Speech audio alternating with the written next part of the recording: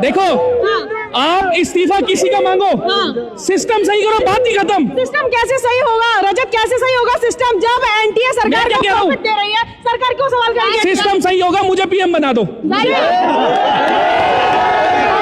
क्या बोलूं यार। जो लड़की को डंडा मारा, हमने वीडियो देखी है, इस करके हम आए हैं। अब हाथ लगा के देखो लड़कियों को, हम खड़े हैं, सुरक्षा के लिए आए हैं हम उनकी। हाथ लगाओ लड़कियों को, खड़े हैं हम, सुरक्षा के लिए आए हैं हम। इतनी दूर से ऐसे नहीं आए हम, सुरक्षा के लिए आए हैं। हमारे दिल में बहुत दर्द हुआ इस करके। ये तलवार जुल्म के लिए डाल रखे हैं, जब जुल्म होगा जब निकलेगी ये। कि सर फोड़े गए, मीडिया एक अलग नैरेटिव सेट करके बता रही है कि ऐसे युवा जो भटक गए हैं उन्हें सेंटर में लाना बहुत जरूरी है। ये मीडिया जो मेन स्ट्रीम मीडिया, आपके लिए नहीं बोल रहा हूँ, और आप में से भी कोई ऐसा हो तो वो भी सुन ले। सर दूसरा आपने पोस्टर ले रखा, उसमें ये क्या लिखा है? मेरा पीएम कायर है, दूसरा जनरल डायर है। बिल्कुल, जो हालात इन्होंने परसों किए हैं वो जलियांवाला बाग से कम नहीं थे।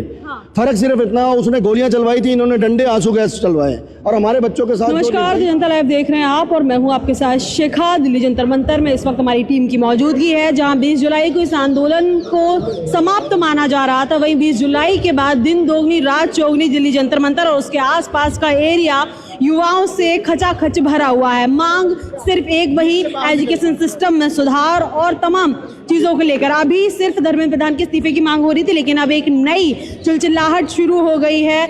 अमित शाह यानी कि गृह मंत्री के इस्तीफे की मांग। अब यहाँ पे तमाम युवा मौजूद है, उनसे ही बातचीत करेंगे और जानेंगे कि सरकार जो अकाउंटेबिलिटी, सरकार में बैठे जो सरकार के नुमाइंदे हैं अकाउंटेबिलिटी लेने को तैयार नहीं है, उनकी क्या राय है पूरे के पूरे मामले। सबसे पहले इन लोगों को, उन अधिकारियों को चिन्हित करके जो बच्चियों के साथ दुर्व्यवहार कर रहे थे, उनके साथ हाथापाई कर रहे थे, उनके साथ गलत तरह के कृत्य कर रहे थे, उनके कपड़े तक फाड़ दिए इन लोगों ने, और इनको शर्म नहीं आती ऐसी सरकार में बैठे हुए लोगों को। सबसे पहले उन अधिकारियों को हटाना चाहिए, उनके खिलाफ बर्खास्ती तक की कार्रवाई करनी चाहिए। 12 साल में जिस सरकार में एक भी इस्तीफे नहीं हुए, क्या लगता है आपको इस बार इस्तीफे हो जाएंगे? इनके पास राज दफने हैं, देश के सबसे बड़े गद्दी पर बैठे हुए व्यक्ति के राज दफने इनके सीने में, वो इसलिए इस्तीफा नहीं ले रहे हैं। जिस तरह हरदीप पुरी की छाती में और दिमाग में एप्स्टीन फाइल के राज दफने, उनसे इस्तीफा नहीं लिया गया, ऐसे ही धर्मेंद्र प्रधान के जो सीने में राज दफने सरकार के, इसीलिए डर की वजह से प्रधानमंत्री और गृह मंत्री इस्तीफा नहीं ले रहे हैं। सर विपक्ष की बात दबाई जा रही है, देश का दुनिया का सबसे बड़ा लोकतंत्र है, उसमें विपक्ष की बात क्यों दबाई जा रही है? ये विपक्ष की बात कितनी दबाते रहे, लेकिन एक समय आएगा जनता इन्हीं को दबा देगी। अखिलेश यादव यहाँ पर मौजूद नहीं थे, क्यों? अखिलेश यादव जी पार्लियामेंट में देखिए आप कितनी बड़ी लड़ाई लड़ रहे थे, और अखिलेश यादव जी हम में क्या अंतर है? हम उनके कार्यकर्ता हैं।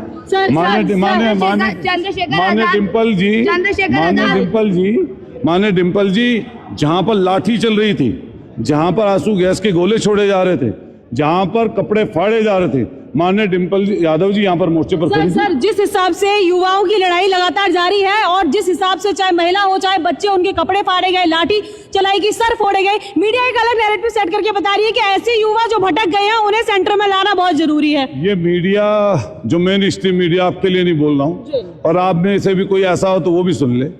ये जो तलवे चाटने वाली पत्रकारिता है, इसको जनता समझ चुकी है।